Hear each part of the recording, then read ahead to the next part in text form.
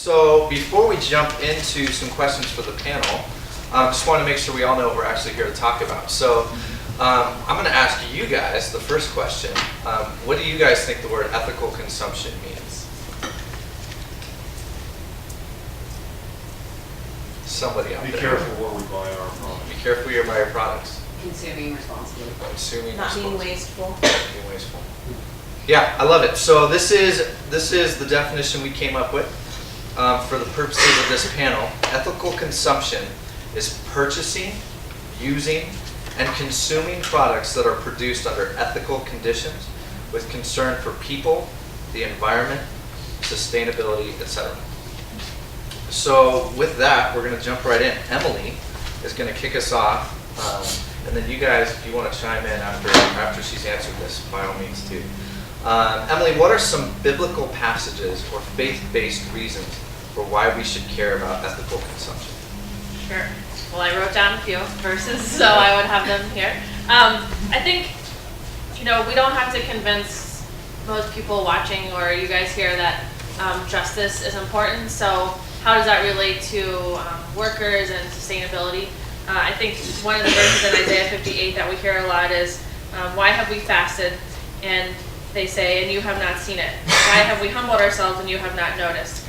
Yet on the day of your fasting, you do as you please and exploit all your workers.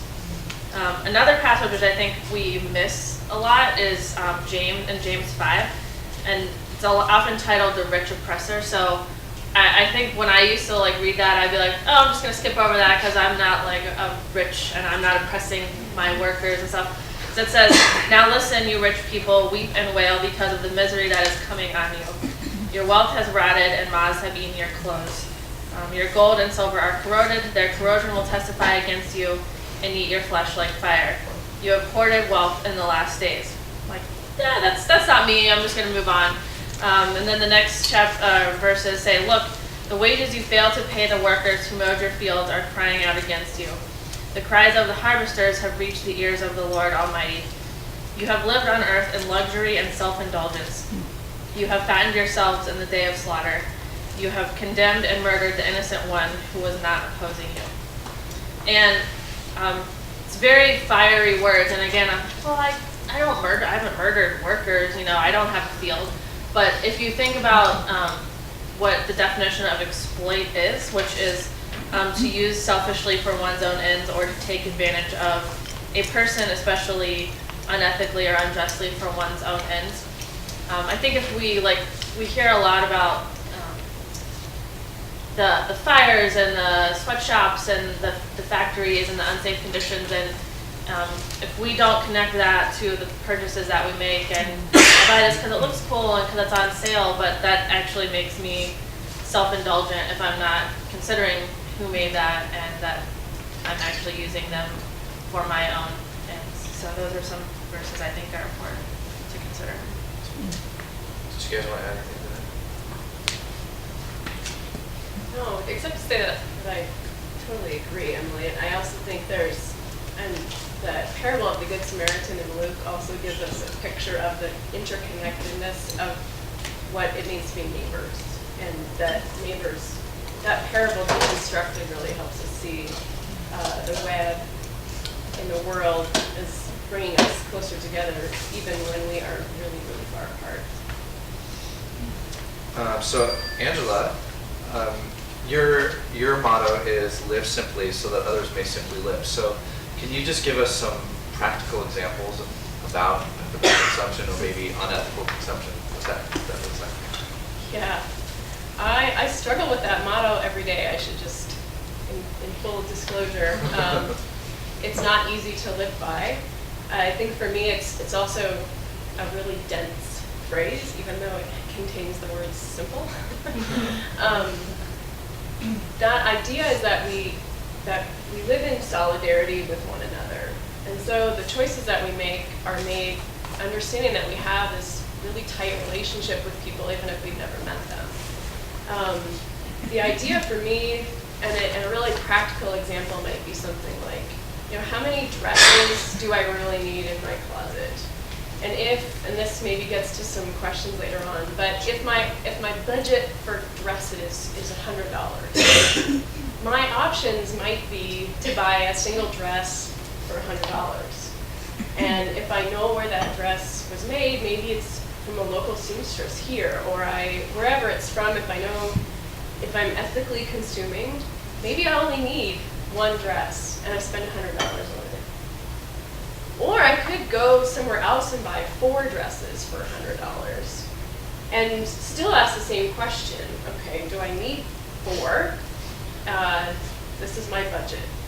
Where I think sometimes the conundrum comes in is then we say, all right, well, I really believe I really only need the one dress, but I'm gonna buy the one dress for the $25. And then I have $75 left over and I can do some really good things with that $75. And I think for me, that's where the crux kind of comes in a little bit, because I start thinking about, well, one, am I really going to do something good with that $75? Or is it just going to slip into some other budget, like my coffee budget or something else? And if I give that $75 away, if I really follow through with it, most often than not, the people benefiting from my $75 charitable deduction are people that I could have avoided, who could have avoided needing that charity if I just paid for the dress what it was worth in the first place. If I just bought the $100 dress and know that those people making it, and all the way down to the people in the cotton fields who created the raw materials, were paid fairly in the first place, my charitable $75 may not even be needed. So it's making decisions like that for me as part of that living simply so others may simply live. It gets played out for me with my restaurant choices. I may go to restaurants less often, but choose restaurants where I know the staff are paid well, so that they are not the ones who end up in the soup kitchen line at the end of the week because I got to go out to eat 5 times this week instead of 1. So it's sort of helping myself deconstruct what that looks like.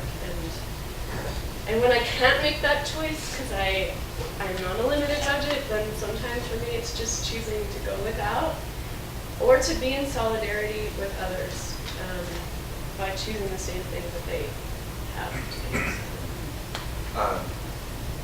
Dave, kind of pivoting off of that. So that's kind of the consumer end of it. So you as a business owner, I mean, you kind of have to make purchasing decisions like that as well, right? Can you talk about that a little bit? Well, when she was talking about living simply so that others can live simply, that's kind of the easiest part about my job is I'm making one transaction to a farmer. About 60% of our coffee is directly traded now, which is something that we didn't ever think about doing in the beginning, but it just has happened. It's really fun. But for me as a buyer, it actually makes my life a little bit more simple. Going to the farm, emailing the farmers, FaceTiming with the farmers. I mean, it just cuts right to the chase. You don't have to pay taxes for an organization to oversee or dealings, you know. So for me, that's simple. Something that passes through to me as a buyer, and it's really fun too. So I think so. It just cuts down a lot of the middle people for me as a buyer. As a follow-up to that, how did you get? You said you didn't plan on getting to direct trade. So like, can you kind of tell us that story a little bit? Well, in the beginning, we were buying from some brokers, which is a lot of middle people and transactions, and you're buying from a warehouse and wherever, you know. And it could be good coffee, and you're going to pay less for it, and it's commodity price based. We dabbled with, people, I think, you know, with email and the internet, you can connect with people pretty easily these days. So we had a guy from Brazil contact me in the beginning, and we started buying some coffee from him. And it's just kind of working in the industry now for 7 years. Just random connections, meeting somebody on an airplane from somewhere who just got back from Costa Rica who can direct me to a farmer that they know. Our closest connection is to El Salvador, and through a random connection they heard about us, and they didn't call me, they didn't tell me they were in town, they just dropped by the shop, cute little family from El Salvador, and I almost missed them. They came in and I was just taking a lunch, and I think of the they came in, we started chatting, we bought coffee from them that night. I mean, it was random. I mean, you just kind of have to be in the right spot and be, you know, making your purchasing based on life decisions will hopefully put you into those networks of buying. So it kind of gets easier. Yeah, I think it's a pretty small coffee world once you get into the real high-end specialty. A lot of people are now doing the direct trade thing, which is awesome. Cool. Well, while we've got you on the spot, can you talk a little bit about, I mean, there's a lot of labels out, we've already heard a lot of them, fair trade, direct trade. I don't really even know the difference between those. Can you talk about the difference between those and then help us navigate? Maybe you guys can. Yeah, I think she's got some fair trade knowledge too. Fair trade, and you might know more than I do. We've bought some fair trade coffee before, and it's my understanding that it comes from a co-op, a collective of farmers that are guaranteed a price from, I don't know if it's the beginning of the year, beginning of the produce crop, but it's a set amount that they're guaranteed if the quality meets the standard of the co-op. So farmers come in, they bring their stuff, and they hope that they can get to the fair trade amount, I guess. And that is co-op based. My favorite coffees come from Central America, and a lot of Central American coffees we're buying are from farms, specific farms, where you know the farm owner. And in those instances, you're not buying from co-op, so you are either buying a farm named coffee through an importer, or you are going down to the farm directly. So the co-ops are large groups of farmers that are pooling together. They're usually smaller family farms with a couple acres of coffee.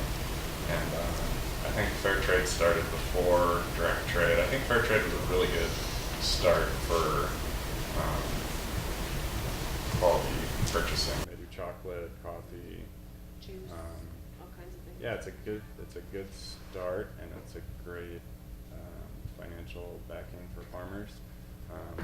I know that direct trade, the farmers are going to get more money. A lot of people come to me and they say, "Oh, it's direct. You're probably getting a good deal on it, right?" It's like, no, we're paying. You know, I think we pay about 15 to 25% more for our direct trade coffee. It's not a good deal. You know, it's a good deal for us, and it's for coffee. You're paying 12 to 15 bucks a bag, so it's not like wine where you're buying a bottle for 6 to, you know, the difference between a good bag of coffee is not that much. So. Yeah, I was just in Sierra Leone and was working with a project that's linking small, well, basically villages who are producing mangoes or collecting them because there's a huge surplus and bringing them to a factory. They're turning them into juice concentrate. They're going to Europe. There's a group who have certified fair trade their mango production to this factory. And some of the major differences, like you said, are that there are much bigger bodies that deal with fair trade certification. So there's a lot of costs in between fair trade and the cooperatives and then the end buyer of it. One of the things with fair trade is that they often work with small farmers, but even then, those small farmers have to have a pretty good amount of capacity as an organization. They have to have bank accounts. They have to keep a tremendous amount of records. They also have to prove what they did with the community dividends. So fair trade is not only just a higher price, but there's also an extra amount that gets paid to the cooperatives that can only be used for community development programs. And they have to prove what they did with that. So if they built a well, if they paid teachers in their community, or they put in a health post, there has to be a paper trail for all of that, and then independent auditors. So there's quite a bulky system in there. So in that sense, it works well, and especially for big companies who want to be ethical, but you're, Safeway, and so how do you do that? It is this huge thing. Direct trade, on the other hand, we do have the ability to work more closely with some of the poorest of the poor farmers because they don't have to have necessarily all those requirements in there. You don't have to maybe keep the paper trail of what you did with the profits and all of that. So I think, yeah, they're both good systems. They both have audits, and they're trying hard. I met a guy in Kenya who audits small businesses in Africa, all of different kinds of countries for big groups like Walmart, Europe, and Coca-Cola, just to see, if the shoes are being produced in Tanzania by small women producers, are they following good rules, and what rules exist there? How do we create rules for that? Right, I think it's knowing the labels and educating yourself a little bit about the labels is good because it helps you make a better choice. Like direct trade or fair trade or other labels, none of them are perfect. I mean, we're not talking about like perfect and evil. I mean, there's a range of options, and so to know a little bit about labels can help you choose between, I've got, a plain bag of coffee or one that's fair trade, but there's no direct trade. Well, fair trade is still better than a plain one. Or what about things that don't have any sort of certification? Because, to be fair trade, you have to jump through a lot of hoops and paperwork, and it's sort of the same thing as being certified organic. But if you're a local farmer, you can do a lot of things that are towards being certified organic, but you couldn't get that last hoop, or you couldn't do this certain cost. Like that's still a better choice than something that wasn't made in those conditions. So especially when we start talking about clothes or things that aren't commodities that have types of labels like that, I mean, you can get fair trade certified clothes in some aspects, but for example, if you work at a bank, professional clothes, there's not a lot of suits that are fair trade certified. So what do you do with that? I mean, there's a handout with a lot of like websites and resources and stuff. There's some that rate different apparel companies in terms of, are they like to get an A, you basically would have to be fair trade certified almost to receive an A. And none of these ratings are perfect either, but it's essentially dealing with what kinds of policies and labor policies and audit policies does a company have. Do they have them, but they're only on the books and they never do anything about them? How often do they actually follow through on their policies? Do they answer questions if they're asked about their policies? Those things contribute to the rating, so it can help you make a better choice between some chain stores. So, for example, I used to love shopping at the Limited. I used to get a lot of my clothes there. And they're rated like a D or a D minus. Another store that I like is the Gap and Banana Republic. We hear a lot of stories about them. They're not perfect, but they are rated a B. So if I can make a decision between a store that's rated a B and a store that's rated a D, when I don't have a better option, if I can't sew it myself or get it fair trade, like I can still choose a B over a D, and that's going to be a better decision. So it's not picking one label and always sticking to it. It's just trying to get yourself a little bit of education to make a better choice.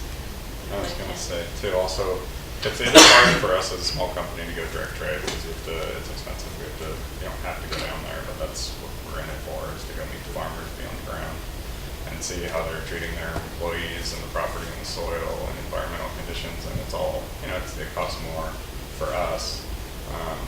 I would say know the people you're buying from. If somebody came up to me and said, hey, I see that this coffee's not a direct trade, tell me about where you're buying it. We try and put everywhere that if we're not going directly, we try and put who we're buying it from. So I would say if you can't see a pretty tag on the bag, just ask the people that are buying it, where do you get this? They'll tell you where we buy it from. Some of the people that we work with, they have the fun job of doing the direct trading, so we buy it from a direct trade buyer, basically. So it's like one step removed, but we can't necessarily call that direct trade. So, like she said, with restaurants, picking a good one and eating it once a week instead of going out to stuff that isn't so ethical. I just know who's putting food on your plate or coffee in your cup or clothes on your back. I think it comes down to relationships with the people you're buying your food from, the people who produce it, people who, even clothing. I think one point in my life I worked for a cooperative similar to REI in Canada, and they had quite a number of policies around auditing of factories that produced clothing under their label. It was Mountain Co-op.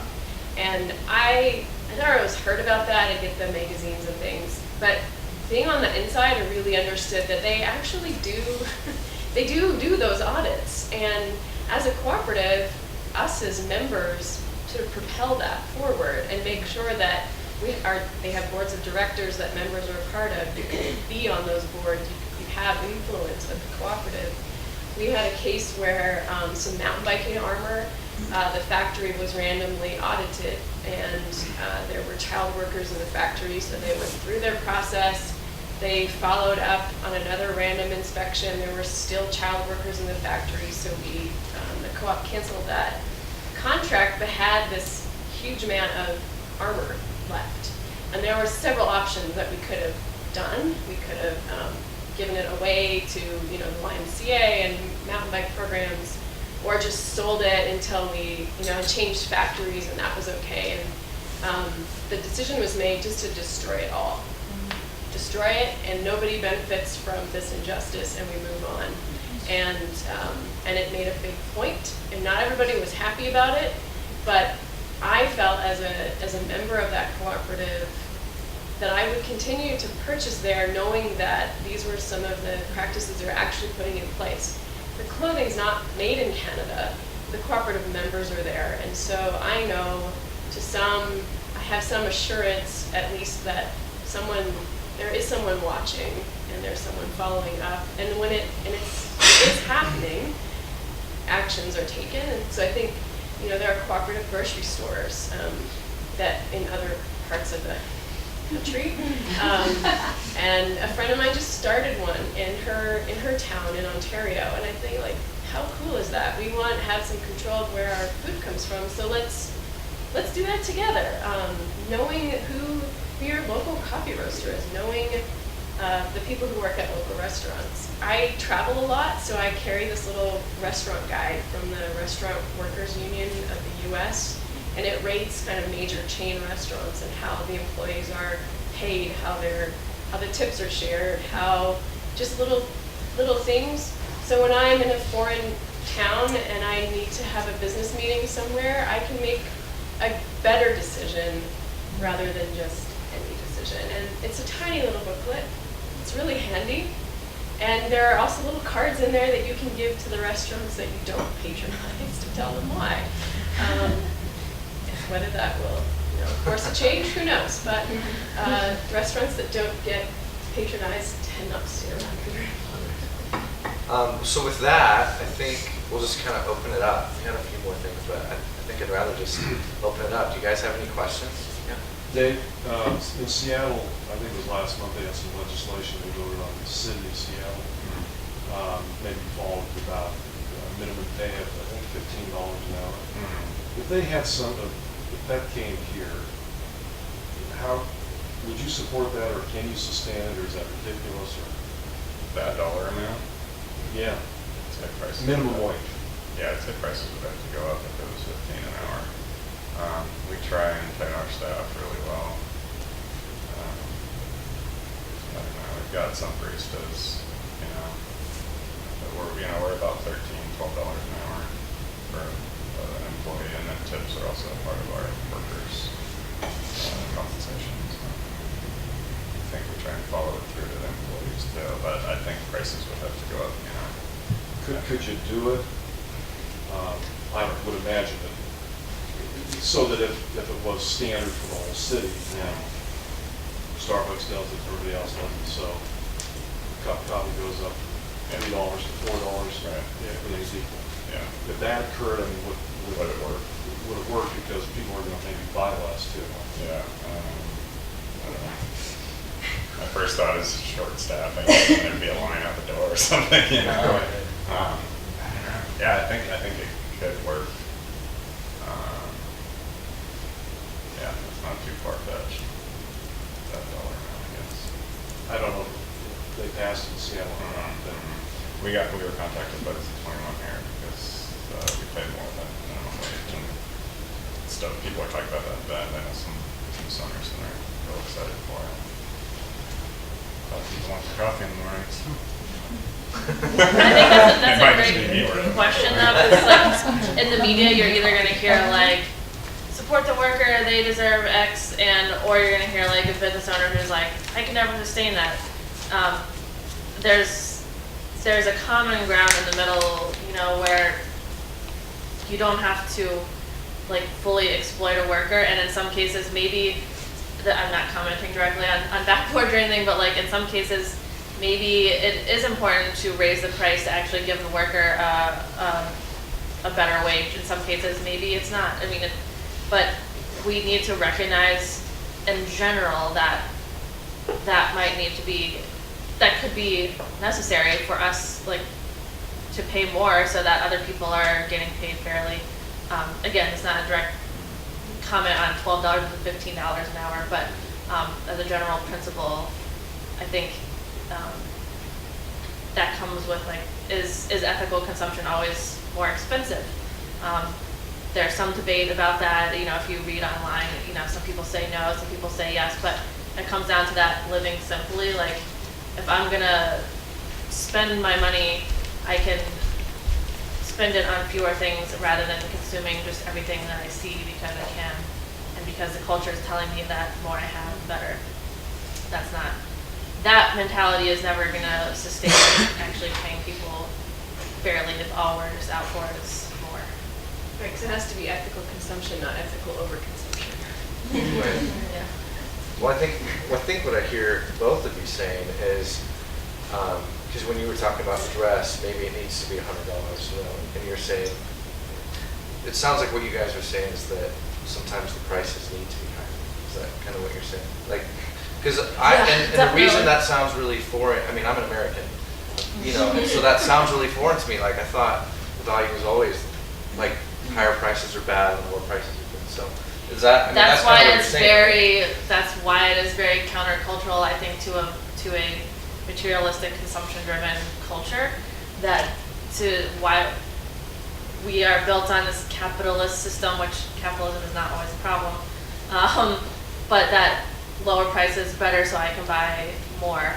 But when you make that lower price decision, that's actually exploiting someone. And when you get to such a global economy, or if we all lived in small towns and bought everything from people that we know, that's idealistic, and that's not the world we live in anymore. But I don't know who made my shirt, because we don't live in that small town anymore, and I don't make my own clothes. But the more we detach ourselves, and it becomes easier to buy cheaper things because I don't know, and I've just objectified a person for my own ends, and I didn't know I did it. But once you become aware of that connection, then you need to think about it, and you need to educate yourself a little. It is more difficult, I think I would definitely encourage people, like, don't go throw away all your clothes and feel like you can't spend another $1 until you figure out the best thing to do with every cent that you have. But just start little by little, and there's grace. There's no way we can be perfect, but I really think if you're seeking God, the Spirit's gonna guide you too in your decisions as you learn more and more. Again, on the handout, there's like a website called slaveryfrontprint.org, and there's a lot of other websites. But if you go on there, it actually, like, based on research, kind of estimated how many slaves work for you based on what you buy. And I've done it, and it's like 40 to 60 depending on how you fill it out. And it's based on research. It's not like completely made up, but obviously I can't say for sure I have 60 slaves working for me. But that's, once you start to realize that there is slavery in the supply chain, then a little bit of education, I think is called for, so that you aren't being self-indulgent and just going about your business and getting what you want. There are some really strange paradoxes out there. I work a lot in the Central Valley of California, breadbasket, get a lot of our food from there. We celebrate on a daily basis the best deal at the grocery store. Milk is a great example. The cost of a gallon of milk is so inexpensive compared to what the farmer actually ends up with, and his staff, and everybody in the supply chain. At the same time that we're buying really cheap food, we are putting in place a system that requires us to have food banks and food pantries and soup kitchens and all of these other things in those agricultural areas.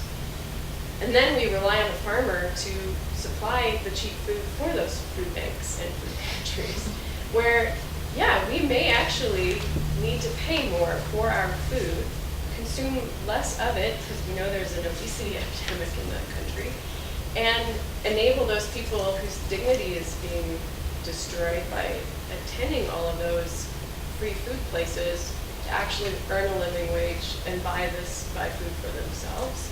So we're enabling some of these systems in the way we sort of glorify the deal, the cheap food. And if you look at any other developed country, they spend much more of a percentage of their income on essentials than we do. And I don't know that this is necessarily a good thing, that we have more disposable income because we have all of these things in place, and it's not sustainable in California. There's so many dairies that are out of business and just sitting there because they can't earn an income on their milk, and they cut. Yeah. Angela, I'm on this pay thing, I'm just kind of curious about, because I appreciate self-employed guys, and appreciate the fact that you have to do coffee all day.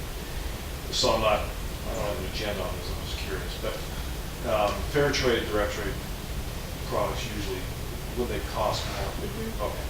Is it possible, and I'm sure there's some benefit, maybe Dave, you get more people coming to you because you have this kind of coffee, but let's just suppose that you bought cheaper coffee and you made more money.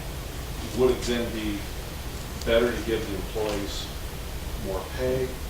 Now, essentially paying your direct people here more people versus the guy and he's not getting the benefit in El Salvador or something. I mean, I think the quality goes down with the product because the farmers that we work with in El Salvador, they have 8 or 9 siblings, and only a couple of them are really doing direct trade coffee. Other ones are doctors in the big city, and they have farms on the side. So their coffee is the one that's going to the big names that could be purchased cheaper for me, I guess, if that makes sense. So these are guys that aren't focusing on their farm. I've seen the farms, and they're very different. They don't know where their coffee's going. So it doesn't work. I don't know. I know that some of their coffee, these are the siblings of our farmers that can't do the direct trade, and they're choosing not to. They've had managers run the farm and say, we got it, we'll do the coffee, don't worry about it. And it just gets a little dirty in that level because they had their manager, giving them X amount of dollar per pound for their coffee, saying it's horrible coffee, we'll sell it to this, and then turning around and selling it at a high price for some big estate lot something, getting the money. That same farm, the manager of the property who was working for the mill that was bringing the coffee up to a big importer, hopefully that all made sense, was cutting the trees down on the property without telling the farmers. So these beautiful pine trees down in El Salvador, which are so necessary for the environment of coffee, are coming down. So when you start going down the route of buying a little bit cheaper coffee, I could call Porter in California and have coffee in 2 days and not really know where the coffee is from, but that's where my money would be going. So I don't think it's a sustainable long-term run at it. but you see the trade-off is, Oh, yeah. okay, my Yeah, I know. employees, and it sounds like you're really trying hard to treat your employees really. And Angela, maybe this works in some other way too, not just talking about coffee. Coffee's an easy But one you see now. that, what I'm saying is, okay, hey, I've got these 10 guys right here in band that work for me. I can pay them better.